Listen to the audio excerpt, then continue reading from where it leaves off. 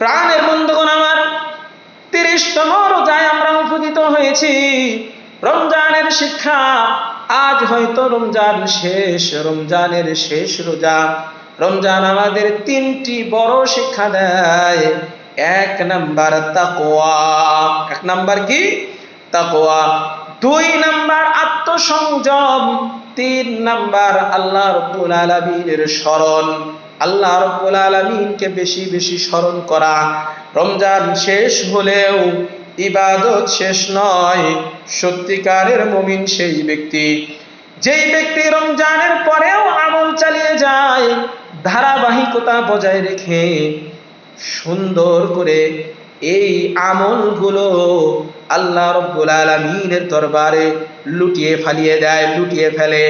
আল্লাহ রাব্বুল আলামিনের পায়ে সিজদা দেয়, সারা বছর ধারাবাহিকভাবে চালিয়ে যায়।